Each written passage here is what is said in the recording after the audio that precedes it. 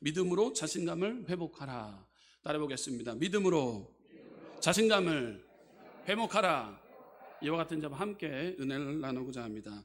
미국의 심리학자 데이빗 A. 시멘스라는 학자가 있습니다. 이분이 강조했던 것이 있는데, 특히 사탄이 인간을 유혹할 때 쓰기 가장 치명적인 무기가 있다고 합니다. 치명적인 방법, 그것은 지극히 심리적인 방법을 통해서 사람을 무너뜨린다고 합니다. 물질적인 것이 아니요, 환경적인 것도 아니고 심리적인 부분을 터치를 한대요. 그러면 거기에 넘어가서 그것에 우리는 질질 끌려갈 때가, 사탄을 통해서 우리가 이용당할 때가 너무도 많다라는 얘기를 합니다. 그렇기 때문에 우리는 심리적인 부분을 우리는 잘 이겨나가야 됩니다. 첫째, 마귀는 우리의 자존심을 깔아뭉개버린다고 합니다. 네, 자존심을 건드려요. 그래서 나는 아무 재능도 없고 나는 무능하다, 자존심을 건드려요. 이런 마음을 마귀가 계속 주입시키고 넣어줍니다. 우리를 무력하게 만드는 계기가 되는 것이죠. 둘째, 꿈을 갖지 못하게 한다는 거예요. 미래에 대한 아름다운 꿈을 갖지 못하게 합니다. 세 번째, 대인과의 관계에서 나는 자신감이 없다고 하는 마음을 집중력으로 넣어준다고 합니다. 특히 하나님 앞에서 나는 아무 쓸모없는 놈이다, 나는 버림받는 몸이다, 이렇게 사탄이가 괴략을 꾸며서 넘어뜨리고 쓰러뜨리는 이 심리적인 부분을 사용한다는 거예요. 그래서 열등의식을 계속 심어 주어서 하나님의 자녀를 무능하게 만드는 것이죠. 오늘 본문에 나오는 80세 모세도 예외는 아니었다라는 거예요. 하나님은 호렙산에서 모세에게 이스라엘 백성들을 고통받는 애굽에서 건져내기 위하여 너를 민족의 지도자로 써야 되겠다라고 하나님의 음성이 누구의 모세에게 들려옵니다. 그때 모세의 대답은 참으로 낙담과 부정의 소리를 내기 시작했어요. 출애굽기 3장 11절 말씀 가운데 모세가 하나님께 고하되 내가 누구간데 바로에게 가며 이스라엘 자손을 애굽에서 인도하여 내리까? 나는 부족합니다. 바로에게 가서 내가 어떻게 그 일을 행할 수 있겠습니까? 부정적인 대답을 모세가 쏟아놓기 시작합니다. 광야에서 40년을 살면서 자신감을 잃어버린 거예요. 자기가 하나님의 아들이라는 정체성을 잃어버린 모세의 모습을 발견하게 되는 거예요. 그래서 모세는 자기를 불신합니다. 하나님이 이스라엘 백성의 지도자로 내려가라고 말씀하시자 출애굽기 4장 1절에 이렇게 기록합니다. 모세가 대답하여 가로되 그러나 그들이 나를 믿지 아니하며 내 말을 듣지 아니하고 이르기를 여호와께서 내게 나타나지 아니하셨다 하리이다. 믿지 아니하고 듣지 아니하고 여호와께서 내게 나타나지 아니하셨다, 이렇게 자기를 불신하기 시작합니다. 40년 전에 확신에 차 있던 모세가 이제는 자기를 불신하고 있는, 믿음은 온데간데 없고 자신감은 뚝 떨어져 있는 상태의 모세를 우리는 본문을 통해서 발견하게 됩니다. 모세는 열등의식으로 가득 차 있어요. 출애굽기 4장 10절에 이렇게 기록하고 있어요. 함께 우리 한번 스크린을 통해서 함께 보도록 하겠습니다. 출애굽기 4장 10절 함께 읽겠습니다. 시작. 모세가 여호와께 고하되 주여 나는 본래 말이 능치 못한 자나 주께서 주의 종에게 명하신 후에도 그러하니 나는 입이 뻣뻣하고 혀가 둔한 자니이다 라고 이렇게 답변을 모세가 합니다. 참으로 열등의식에 빠져있는 모세의 모습을 보게 됩니다. 어느 누구의 문제가 아니라 저와 여러분들의 문제, 이런 모습이 삶의 현장에 나타나지게 된다는 거예요. 모세는 자기를 과소평가했어요. 출애굽기 4장 13절 모세가 가로되 주여 보낼 만한 자를 보내소서. 과소평가를 합니다. 그러자 하나님이 모세를 진노하였어요. 지나친 자격지심은 하나님의 진노를 불러 일으켜낸다라는 사실입니다. 우리는 하나님의 일뿐만 아니라 자신의 삶을 위해서도 우리는 믿음의 자신감을 회복해야 될 줄 믿습니다. 삶에 대한 자신감을 갖기 위해서 첫째로 내가 누구인지를 알아야 됩니다. 따라해볼까요? 내가 누구인지를 알아야 합니다. 어느 신문기자가 유명한 교수님에게 물어봤습니다. 현대인을 무엇으로 특징 지을 수 있을까요? 묻자 신문기자의 그 대답에 교수님은 이렇게 대답합니다. 현대인은 우주에 대하여 많은 것을 알고 있습니다. 세상에 대해서도 많이 알고 있습니다. 그러나 자기 자신에 대해서 너무 무지합니다. 라고 이렇게 답변을 한 거예요. 자, 내가 누구인가? 여러분들 누구인가? 이 시간 생각해 보기를 원해요. 헬라의 알렉산더 대왕 시절, 그 당시 죄를 지으면 노예가 되고 노예들은 배에 실려 노를 젓게 되었다고 합니다. 하루는 대왕이 노예의 선을 시찰하기 위해서 배를 타게 되었어요. 그러자 노예들이 자기들이 살아날 수 있는 절호의 기회라 생각하고 나는 죄가 없습니다. 내가 이곳에 온 것이 참으로 억울하게 끌려왔다라고 이야기를 털어놓습니다. 그런데 저쪽에 구석에 있는 그 죄인이 아무 소리도 않고 가만히 있는 거예요. 그래서 왕이 왜 너는 이렇게 아무 말도 하고 있지 않느냐 묻자 그 죄인이 대답하기를 저는 죄인입니다. 저는 마땅히 고생을 해야 할 죄인입니다. 자기의 정체성을 알게 된 거예요. 이 타고 있는 배에 죄인, 나는 죄인이다. 대왕에게 말한 거예요. 울면서 자기를 놓고 대성통곡합니다. 대왕이 그에게 너 같은 죄인이 어떻게 의인들 틈에 끼어 있느냐 말씀하시면서 그를 집으로 돌려보냈다라는 예화가 있습니다. 자기를 아는 죄인 노예는 집으로 돌아가고 자기를 모르는 죄인은 그냥 있게 된 것이죠. 파스칼이 말하기를 자기를 의인시하는 죄인이 있고 자기를 죄인시하는 의인이 있다라고 말을 합니다. 자기가 누구인 줄 깨닫는 사람이 되어야 됩니다. 우리는 누구입니까? 여러분들은 누구입니까? 저는 성경 속에서 우리가 누구인가를 발견하길 원합니다. 나는 따라해볼까요? 나는 하나님의 자녀입니다. 믿으십니까?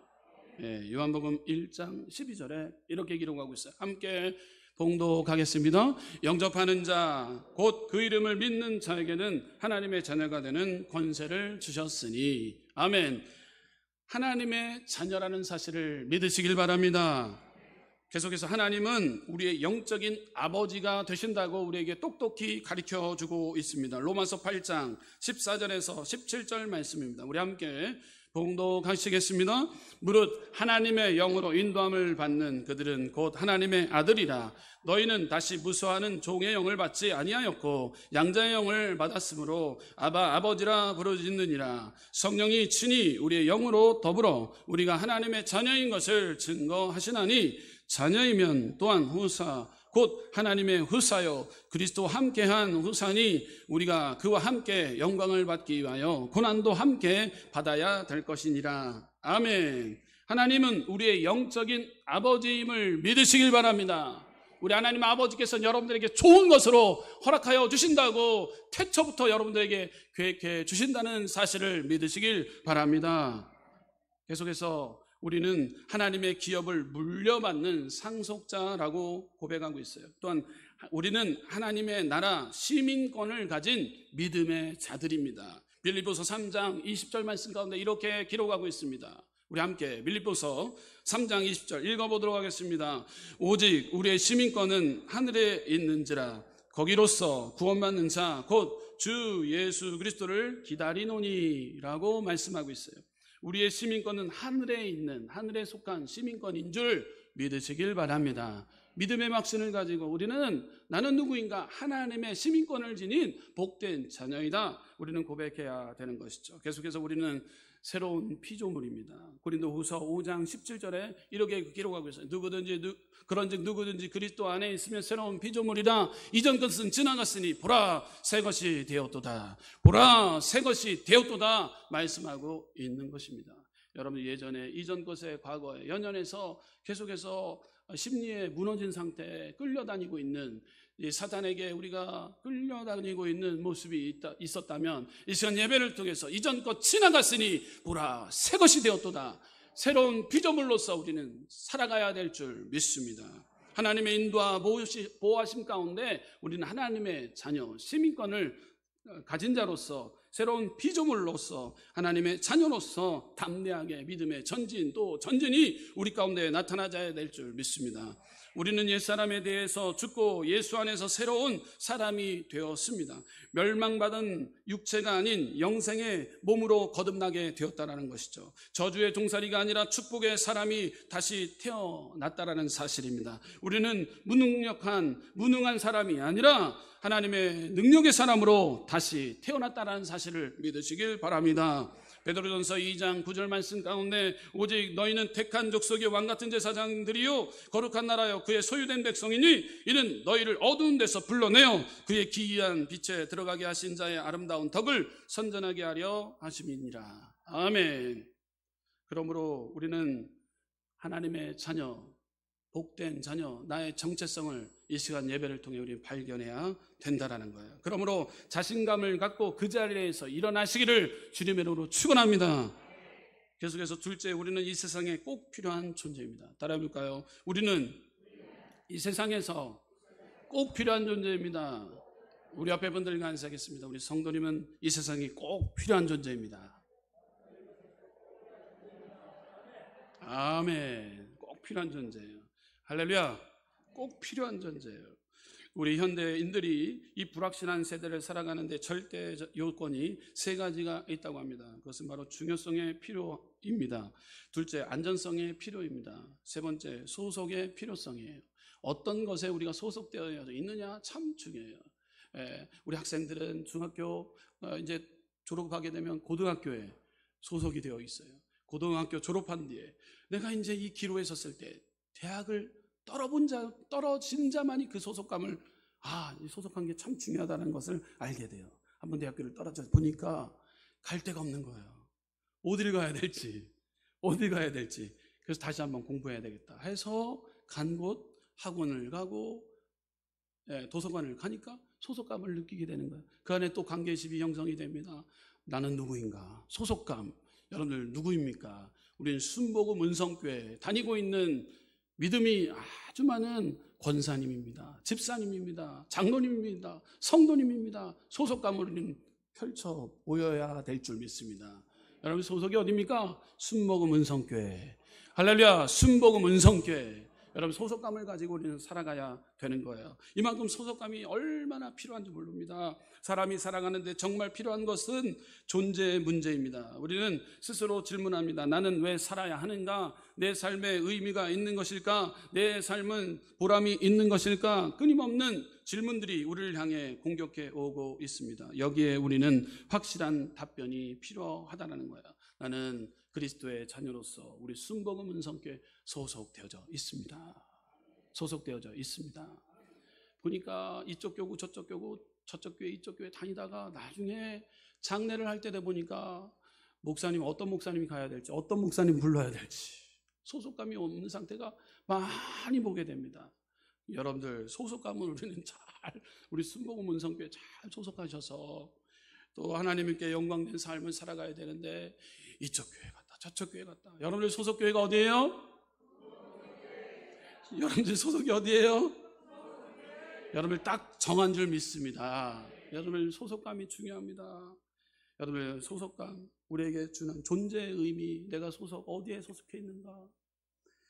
해마다 9월 마지막 주에 통계청의 전년도 사망 원인의 통계가 발표됩니다. 올해에도 4주 전에 어김없이 통계 자료가 발표가 되었습니다. 우리를 계속 놀라게 하는 사실은 세계에서 잘 사는 국가들만 모여놓은 OECD 국가 중 한국이 17번째인데 자살률이 몇 번이냐면 1위예요. 1위. 다른 것 1위 하면 좋을 텐데 자살률이 1위라는 건 너무도 안타깝습니다. 1위를 기록하고 있어요. 이 자료의 발표에 따르면 때마다 세간의 이목이 전 세계에 몰리게 됩니다. 이번 자료에 따르면 30세 이하 젊은 층의 사망 원인 1위는 작년에 이어 올해에도 자살이 차지했다는 거예요. 국가의 미래 세대가 자살로 하나 둘 사라지고 있다는 사실입니다. 특히 코로나19 이후에 전 연령대 중 10대 청소년의 자살률 증가가 가장 높다는 점이 눈에 띄는 현상이라는 거예요. 여러분들 왜 자살합니까? 삶의 의미를 느끼지 못하고 자기 존재에 대한 확신이 없기 때문에 자살을 선택하는 청소년들이 많다라는 거예요. 자기가 세상에 왜 살아야 하는지 사명감이 없어서입니다. 그러므로 우리는 내 존재의 의미를 깨닫고 살아가야 되는 거예요. 그것을 깨달을 때 삶의 가치가 높아지고 우리는 행복한 삶의 현장 가운데서도 행복감을 느끼게 되어지는 역사가 우리 순복음은 성교회 믿음의 중고등부, 청년부, 우리 믿음의 우리 성인, 우리 귀한 믿음의 우리 당예로부터 어린 유아부의 모든 성도들 삶 가운데 나타나셔야 될 줄 믿습니다. 그러므로 나는 행복합니다. 우리 순복음은 성교회에 소속되어져 있기 때문에 행복합니다. 자, 이렇게 아무리 생각해도 이 집안에서 내가 불필요한 존재라고 생각할 때 인간은 불행의 시작이 될 때가 많아요. 우리 순복음은 성교회 여러분들 다 해야 할 일들이 많은데 소속감을 가지고 오늘 나는 이 불필요한 존재다라고 하시는 혹여나 여기 한 분도 없어요. 저쪽에 있는데 혹여나 계시다면 여러분들 정말로 필요한 존재들입니다. 여러분들 이 불필요한 존재라고 생각할 때 인간은 불행의 시작이라는 거예요. 나는 이 사람에게도 저 사람에게도 불필요한 사람이구나 생각할 때 우리는 정신적으로 죽은 사람이나 다를 바가 없습니다. 예화 중에 이런 예화가 있습니다. 70 넘은 아버지가 시골에서 어머니와 사별하고 부인과 사별하고 홀로 되어 서울에 있는 아들이 모셔오게 되었습니다. 아버지가 서울에 와보니 할 일이 없게 되었고 외로움과 고독에 쌓이게 되었어요. 날마다 무료한 시간을 보냅니다. 왜 사는지를 모릅니다. 살다 보니 집안의 위기 질서를 조금 깨닫게 되었다고 합니다. 이 집안에서 제일 센 사람이 며느리가 권력 서열 1위였대요. 그리고 서열 2위는 손자 손녀.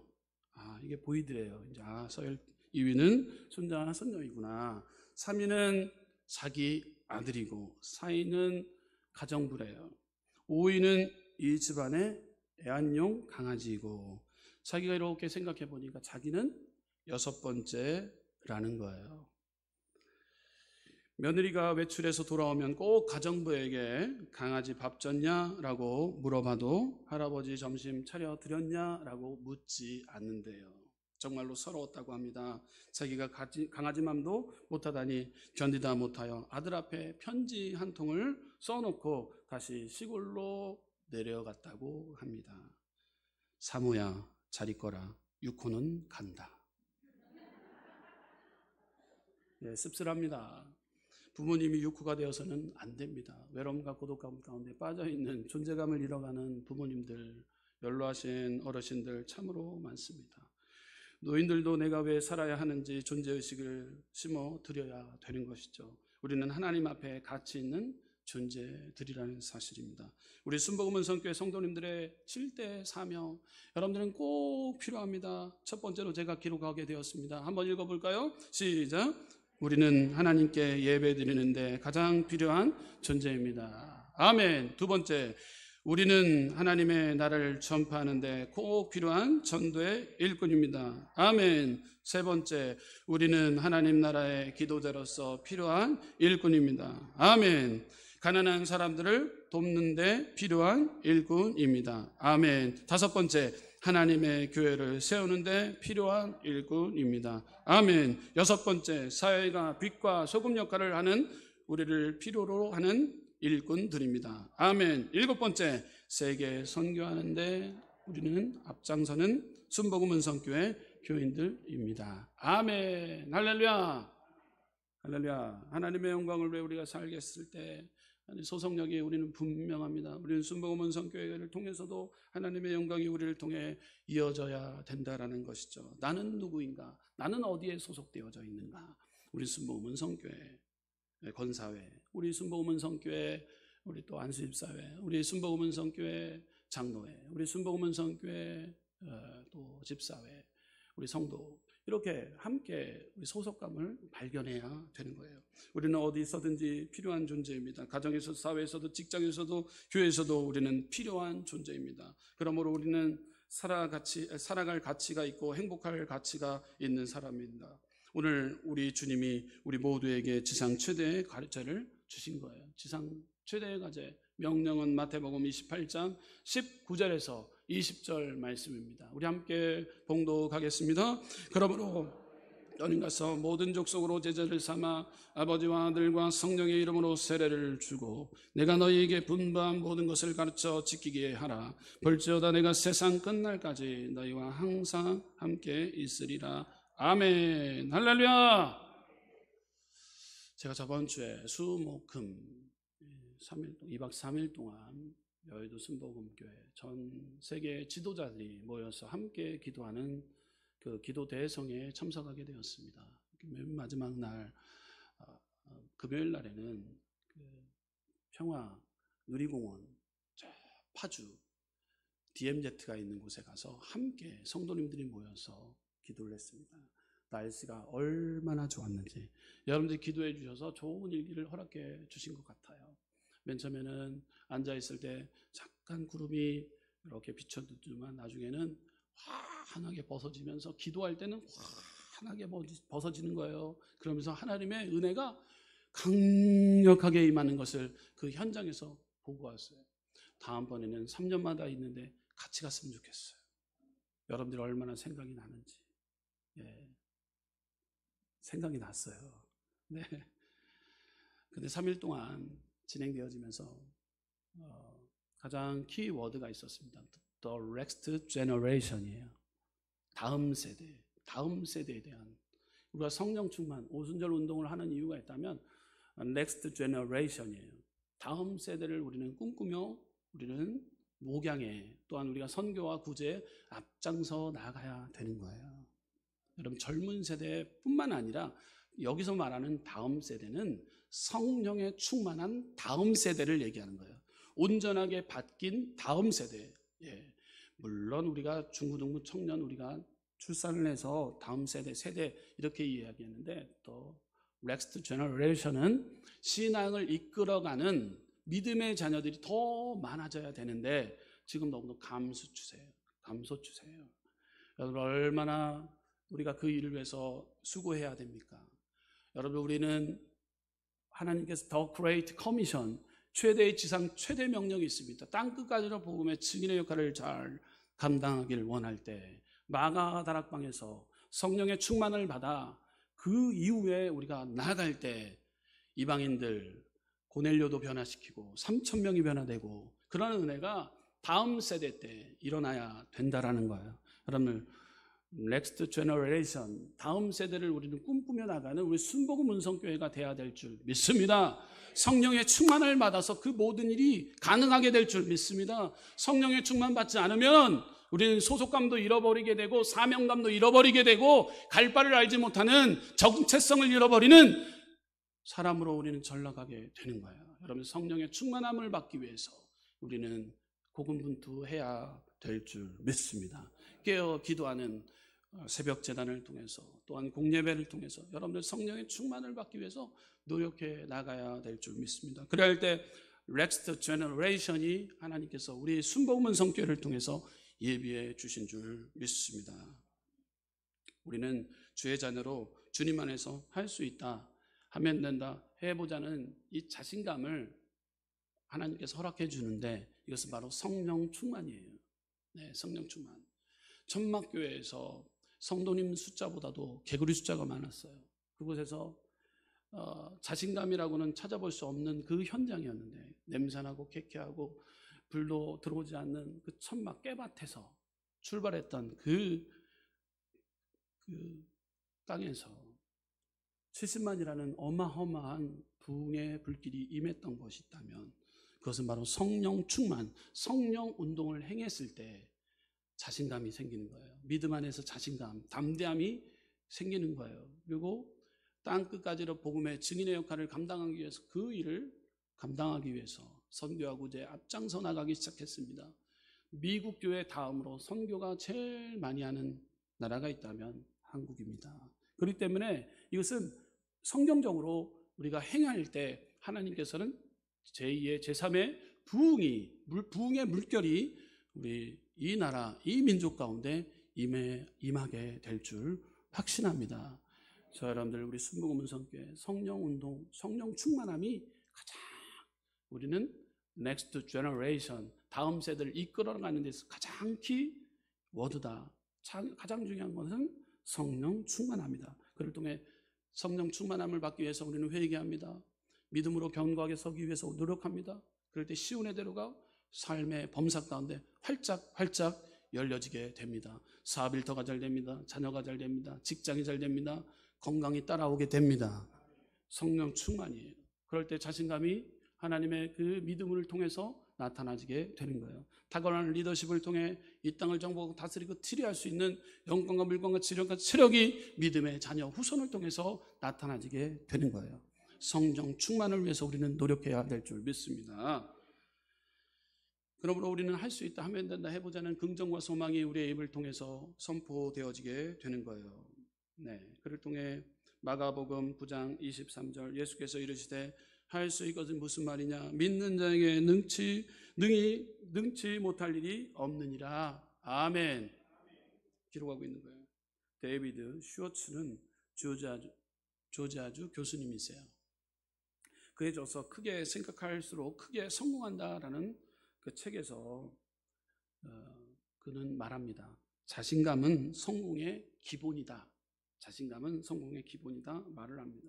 그는 일반적으로 자신감을 얻으려면 준비를 많이 하는 사람이 자신감이 더 많이 생긴다는 주장입니다. 계속해서 전문 지식을 쌓는 사람이 더 자신감을 갖게 된다고 합니다. 또 세 번째, 긍정적인 기억을 많이 가지고 있는 사람이 자신감이 더 많이 생긴다고 합니다. 그래서 우리는 기억을 이렇게 과거의 이야기를 하게 되면 자꾸 쓴뿌리에 대해서 얘기를 하는데 그것을 바꿔나가야 됩니다. 긍정의 그 아름다운 추억들을 이야기하는 시간. 부부간의 갈등 가운데서도 사진 한 장을 딱 펼쳐놓고 이야기하는 거예요. 이때 상황을. 그렇지만 최대한의 긍정적으로.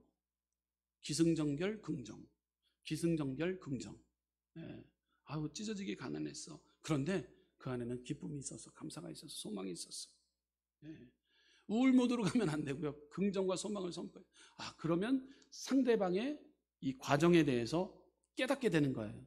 이 삶이, 이 사람의 삶이 어떻겠구나. 여러분들 연애하는 중고등 청년부, 중고등부는 좀 빠른가요? 청년부 우리 지체들은 예전에 가진 사진을 갖고 와서 서로 한번 이야기를 나누자 하면서 그 이야기를 나누면 이 상대방의 이 심리나 자라온 환경에 대해서 알 수가 있게 되는 거예요. 이거 참 중요합니다. 그래서 저희도 결혼 초기 때 별일 아닌데도 싸울 때 상담학 교수님이 저에게 가르쳐줬던 부분이 있다면 사진 한 장을 갖고 와서 한번 얘기를 서로 조근조근히 나누게 되면 상대방을 알게 된다라는 것을 우리는 적용을 했어요. 이것이 중요합니다. 긍정적인 기억을 많이 가지고 있는 사람이 성공하는데 부족함이 없고 성공 지수가 높다라는 거예요. 세상에서도요. 네, 그럴 때 자신감이 많이 생기게 됩니다. 상대방이 신이 아니라 사람이라는 사실을 기억해야 된대요. 성공한다는 건 상대방이 신이 아니라 사람이라는 거. 믿을 사람이 아니고 존중과 축복의 대상이구나. 그러면서 넘어가는 거 이해해 주는 것이죠. 자신 있는 표정을 지어야 된다는 거예요. 상대방에게 호감을 주기 위해서는 자신감을 줘야 된다는 거예요. 그럴 때 성공 지수가 높아지게 되는 거예요. 그러나 무엇보다도 여러분들 중요한 것이 있습니다. 우리 조지아 교수님이 이렇게 강조를 하지만 진정한 자신감은 하나님이 주셔야지 우리는 성공의 대열에 쓸 수 있다는 거예요.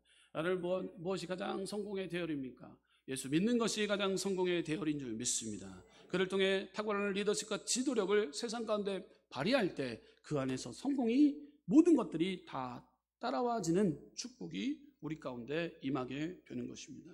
자, 계속해서 우리가 자신감을 우리는 믿음 안에서 회복하기 위해서, 믿음으로 자신감을 회복하기 위해서 세 번째로 자신감을 회복하는 방법이 있습니다. 따라해볼까요? 자신감을 회복하는 방법이 있습니다. 아멘. 하나님이 함께 하심을 믿어야 됩니다. 따라 보겠습니다. 하나님이 함께 하심을 믿겠습니다. 모세가 어떻게 자신감을 가졌습니까?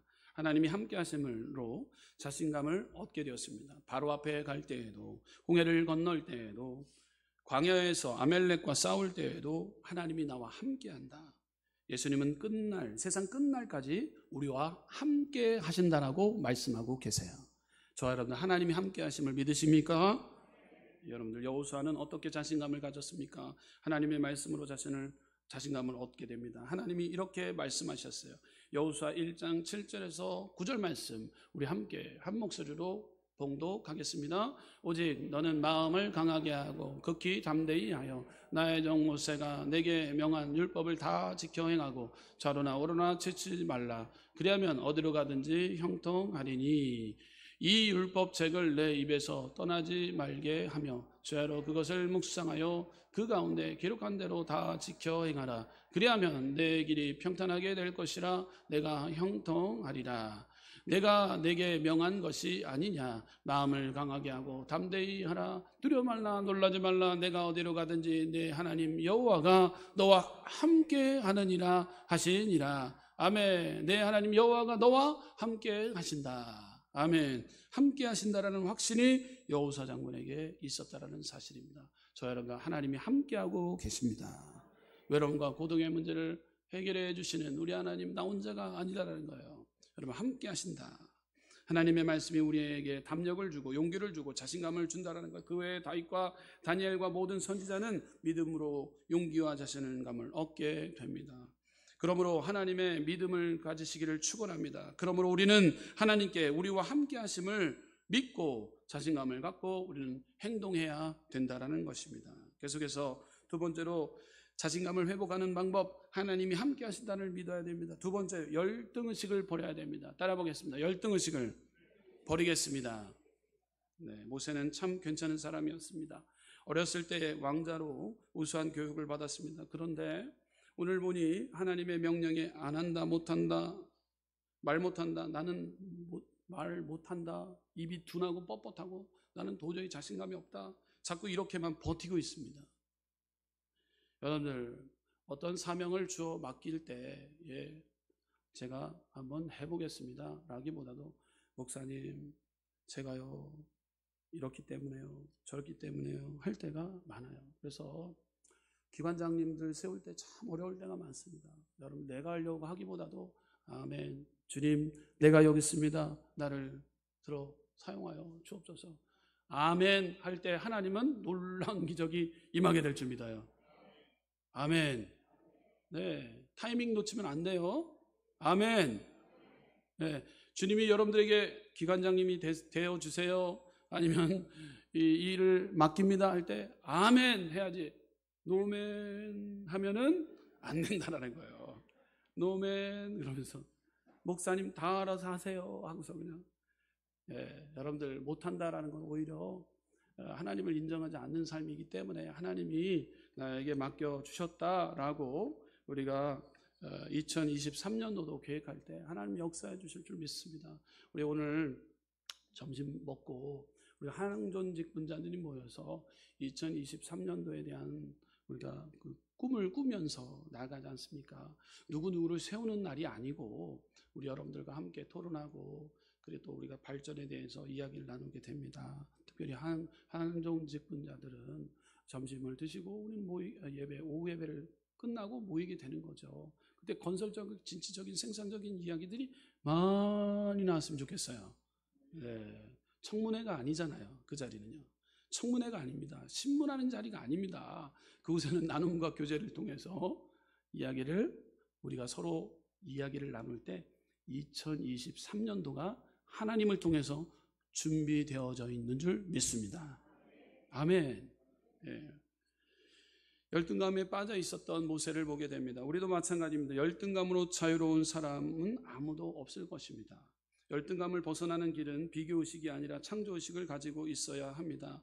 남과 비교하면 안 됩니다. 그러면 우리는 열등감에 빠지게 되는 거예요. 자기보다 못한 사람과 비교하며 교만해지고 나은 사람과 비교하면 좌절하는 것입니다. 하나님 앞에 창조 의식을 가지고 내가 하나님 앞에 얼마나 귀중한 존재인지를 깨달으면 비교 안 합니다. 매사에 자신감 있게 행동을 하게 되는 것이죠.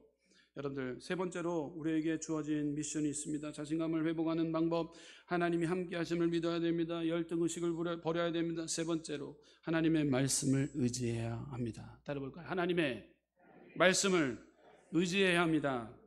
여호수아는 하나님의 말씀으로 자신감을 얻게 되죠. 여호수아가 의심과 두려움을 극복하고 믿음으로 이길 수 있는 길은 하나님이 보여주셨습니다. 하나님의 말씀이 우리 안에 살아 움직일 때 하나님께서 여기까지 인도해 주셨고 앞으로도 장래에도 예비해 주신다라는 건 확신이 들어 차고 넘칠 때 복된 하루가 승리의 날로 바뀌어지게 되는 거예요. 여러분들, 새벽에 하나님 앞에 속해서 끊임없이 기도를 합니다. 그때 주님이 우리에게 말씀합니다. 하나님의 말씀을 듣는 자들의 출발하는 것과 하나님의 말씀은 온데가 만난데 없고 하나님의 말씀도 잊어버리고 까먹고 그냥 후다닥 뛰어나가는 사람하고 어떤 사람이 더 성공할 수 있겠느냐라는 거예요.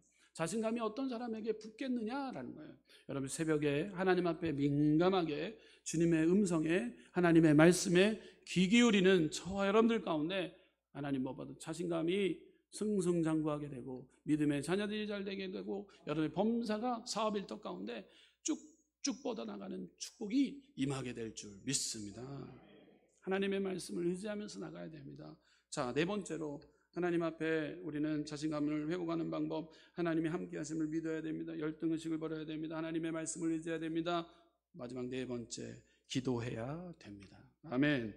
엘리야가 갈멜산에서 기도하니 아무런 표징이 없었습니다. 그러나 7번 기도하니 하늘에 손바닥만 한 구름이 뜨자 자신감을 가지고 믿음으로 비가 온다고 예언을 하게 됩니다. 산을 내려갔습니다. 우리도 기도하면 손바닥만한 자신감이 들어오게 되는 거예요. 믿음으로 예언을 하게 되는 거예요. 하나님이 나와 함께하고 있다. 두려워할 것이 무엇인가? 두려워하지 말라, 놀라지 말라, 내가 너와 함께함이라. 너를 굳세게 하리라, 참으로 오는 너를 붙들리라.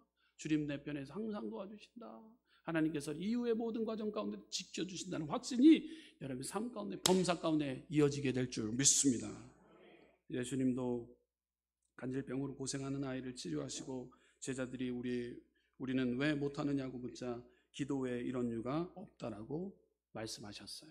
여러분, 기도할 때 능력이 나타나지게 됩니다. 기도할 때 치료함이 임하게 됩니다. 기도할 때 문제는 떠나가게 됩니다. 여러분, 기도하지 않는 죄를 범하지 않는 우리 순복음 은성교회가 돼야 될 줄 믿습니다. 우리도 기도해야 열등감이 사라지고 패배감이 사라지고 좌절감이 사라지게 되는 것입니다. 결론입니다. 우리는 이 세상을 살아가는데 지식도 필요하고 돈도 필요하고 기술도 필요합니다. 여러분, 먹고 사는데 돈, 지식, 기술 다 필요합니다. 무엇보다도 자신감이 필요합니다. 이 자신감을 잃어버리면 안 됩니다. 여러분, 믿음으로 자신감을 회복하시길 부탁드려요. 우리의 삶의 현실 앞에 너무 무기력해져 있습니다. 많은 사람들의 얼굴 속에 자신감이 사라져 버리게 됩니다. 코로나로 장기화로 인하여 마음과 몸이 무겁고 탈진 상태입니다. 이럴수록 믿음을 갖고 자신감을 우리는 회복해야 되는 거예요. 그리고 오늘 주님이 일어나라고 말씀하고 있는 거예요.